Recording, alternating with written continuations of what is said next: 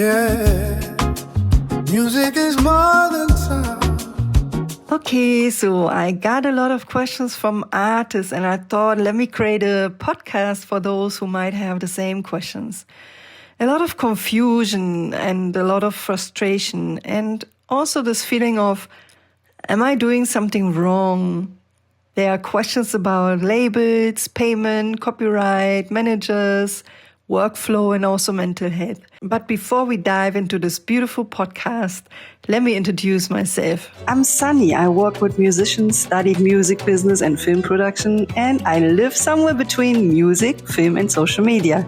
I have recorded many artists on stage, capturing real moments, real energy, and real stories. I'm also deeply into social media, love analytics, and love building things from scratch, watching the numbers, reading the insights, and understanding what really works behind the scenes. Yeah, kind of a mix of creative mind and analytic brain. Yes, that's me. Let's go through some of the questions. And as you know, I will not mention any names. So here comes question number 1. Labels. Does it still make sense to sign? So the label question comes up a lot of times. And the honest answer is sometimes yes, sometimes no. Labels today are not what they used to be. They are not automatically the goal anymore. A label is basically a business partner. So it only really makes sense if the label actually brings something you don't already have, like money, structure, access, or long-term strategy. If you sign before you understand your own brand or your audience, your numbers, you usually end up giving away more than you get back. So it's not about never sign. It's more about knowing when and why. But please make sure you read the terms and conditions and get yourself a lawyer or even ask the label if they plan a budget, like basically if part of it can cover a lawyer. Because if they don't have anything to hide, then they should be fine, right? Question number 2. How do I get paid as an artist? I'm always the one paying. This one is very real. Most artists today are constantly investing into studios, videos, promo, content, sometimes even radio play. Money keeps going out, but nothing comes back yet. And the problem usually isn't the talent. It's actually to understand how to structure. Artists don't get paid just because music exists. You get paid through systems like royalties and your shows, publishing, sync and merch. A direct fan support. If money is only flowing out, it usually means the rights aren't properly set up or there's no strategy behind the releases yet. So let me break it down. Music can be amazing and still make no money. Royalties. So what people mean when they say royalties. Royalties is one of those words everyone is using, but almost nobody explains. Royalties basically mean you get paid when your music is used. But there are different types of royalties, and that's where it gets confusing. Streaming royalties. When your song is streamed on Spotify, Apple Music, YouTube Music, and so on, money is generated. That money doesn't just go straight to you. It gets split between the owner of the recording, the master, the owner of the song itself, the composition, and the distributors, labels, or platforms. If you don't own your master, that part goes to someone else. If you're not registered properly as a songwriter, that part might disappear, and streaming money is slow. You need volume, consistency, and definitely a lot of time. And performance royalties are earned when your music is played in public. That means either on the radio, the TV, live venues, the clubs, festivals, sometimes even shops or restaurants. If your song plays on the radio and you're not registered with a performing rights organization, you don't get paid. The money exists, it just doesn't find you. The publishing royalties, the songwriter money, this is the part many artists completely miss. If you wrote a song, let's say lyrics and melody, you are a songwriter. Songwriters get paid through publishing. That includes performance royalties, mechanical royalties, sync income. But again, only if you are registered properly. Very, very important. So for the performance and publishing royalties, to get that money, you have to register with a songwriter organization. And the mechanical royalties come from reproductions of your song, streaming counts, downloads counts, physical copies count. If this isn't set up, you're basically letting your music multiply without getting paid for it. A lot of artists think they distribute a handles it, but most of the time it doesn't. So you either register yourself or you use a service that does it for you. Sync music in films, ads, and games. Sync is when your music is used in like films, series, commercials, documentaries, gaming, social media campaigns. This can be one of the best paying income streams, but sync usually goes to artists who control their rights or who are represented by publisher or agencies. If you don't know who owns your master, publishing sync becomes complicated very fast. You cannot license your music. You cannot do sync properly. You might not get paid, and someone else might be making decisions about your song. The simple rules to remember, if you cannot answer these questions, who owns my master and who owns my publishing, then you shouldn't sign anything and you shouldn't assume you are in control. And another one are the live shows. They are often the first real income for the artist. But even here, contracts matter, set lists matter, registrations matter. If your songs are performed live and reported properly, performance royalties can come in after the show.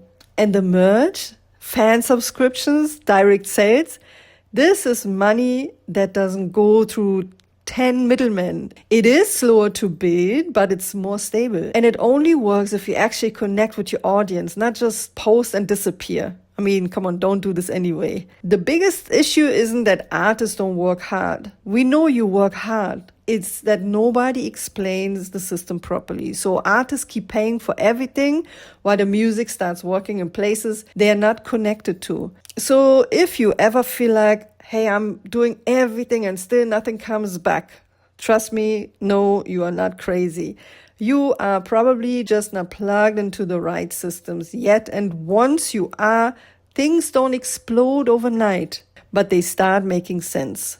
Here's another question. Number 3. What is an exclusive recording artist agreement and sound recording copyright?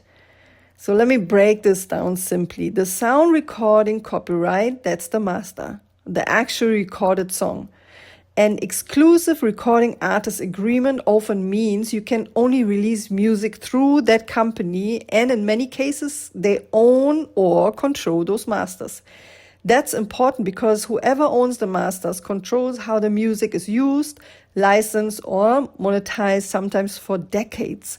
So even if it's your voice, you might not fully control the song anymore. Why do companies want to own sound recordings? Because recordings are assets.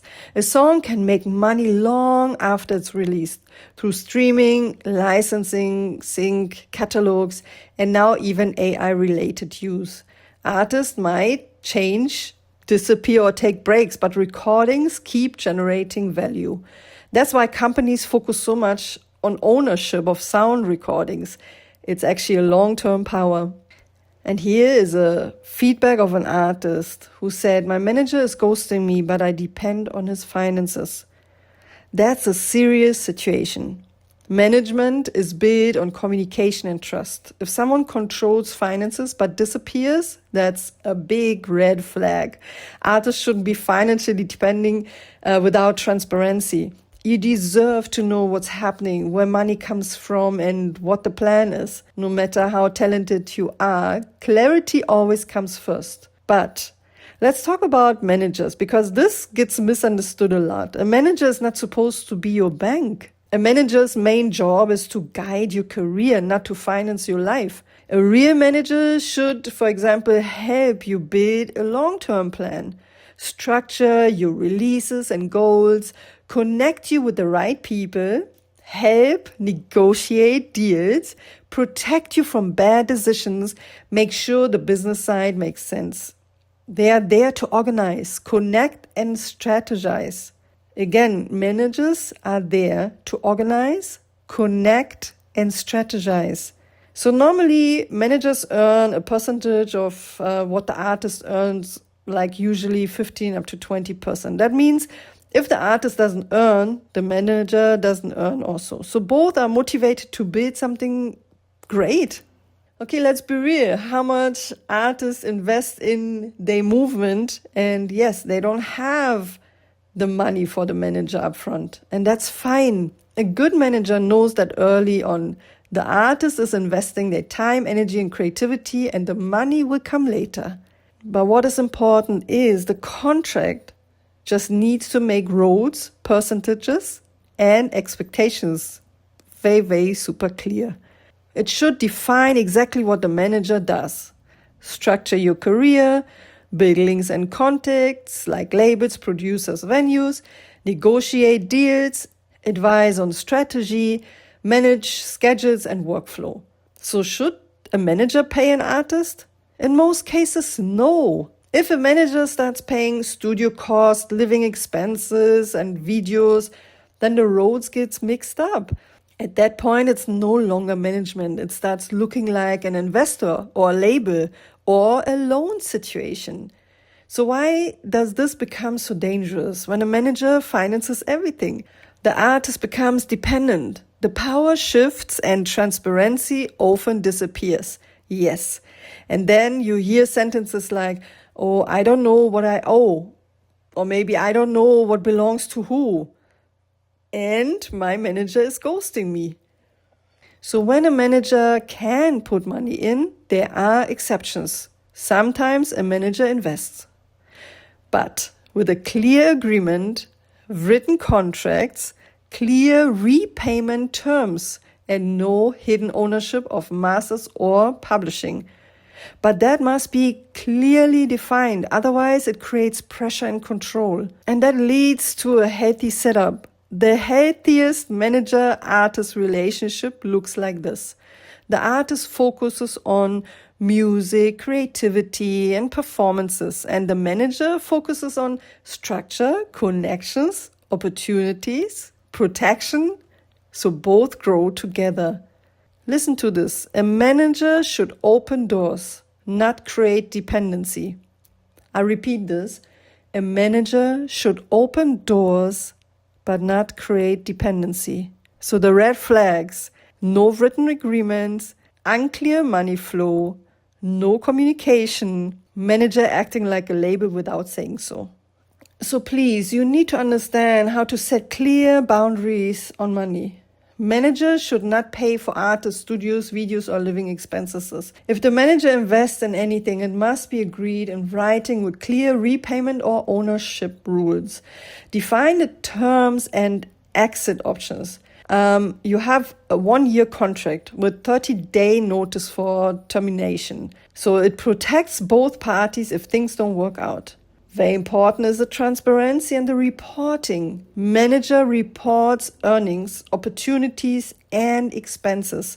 An artist sees exactly how percentages are calculated. You need to get used to that system. And the rights and ownerships, masters and publishing should stay with the artist unless is different agreed. Manager earns only a share of income, never the ownership. And another great question right here. How can I make it as an independent artist? Independence is hard, yes, but independence also means learning. Independent artists have to understand more business basic, content creation, workflow, and planning. There's no fast way that doesn't cost you something. But if you build step by step, you gain control, you gain knowledge, and long-term stability. You know, it isn't about doing everything alone forever. It's about understanding enough so you can choose the right partners, the right people around you. And definitely you know how to ask the right questions. If someone wants to enter into your team, for example, you have to have questions ready for you to know if this person has an idea or even knows why and how he or she wants to support in the best way. You don't want anyone wasting your time or even lead you in a direction which doesn't align with your visions, right? So that leads me into the mental health and the responsibility in the music industry and less of the pressure on your side. The music industry doesn't only need better contracts, it needs more awareness, and we all play a role. For example, fans play a big role too. If you are a fan, make sure that there's less pressure and more empathy. Ask the artist, hey, how are you doing? Is everything okay? Labels need to be more transparent. Don't use people. Don't see them as just desperate people. Build something properly for future purposes together and with trust. And the laws need to catch up, especially with the AI created songs, right? And countries need to create better options and opportunities for creatives. And you artists, you need to protect your focus. Create your healthy workflow and learn the skills that help you communicate better with your audience and also with your team members. Communication plays a big role, and if you cannot even introduce yourself, if you don't have a clue about some important skills, it's hard for people to respect you. If you show them how serious you are, and another thing, you have to learn to say no. If things are not matching your visions, again, learn to say no. And the most important is connecting directly with your fans. Then also understanding your own strength and building something authentic matters more than chasing fast success. This journey is not about rushing. It's about learning while moving forward and not forgetting to enjoy making music. Learn how to be in the music industry, but also how to create moments so you can breathe, think, and reflect.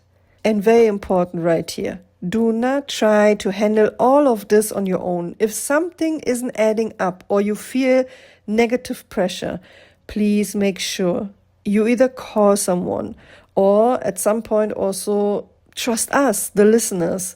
We care a lot about artists and we have many forms in communicating about situations.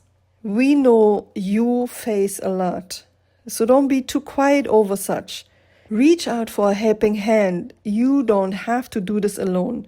Look, there are some organizations, they exist for you. Yeah, look out for those. You can check them out online.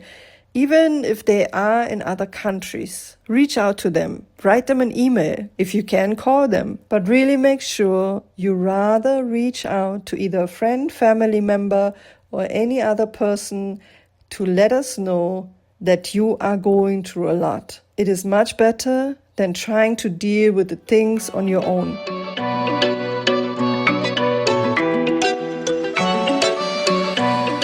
I slowly come to an end. I want to say thank you so much and always for your beautiful questions and being here and listening. Any feedback or questions you have, you will find me either on Instagram or on TikTok under Sunny Sunshine's platform or Sunny Sunshine's promotion.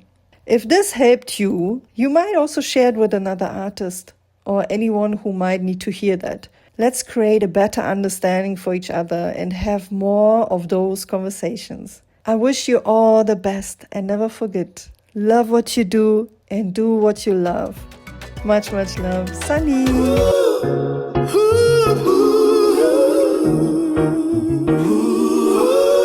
Music and everything in between with Sunny.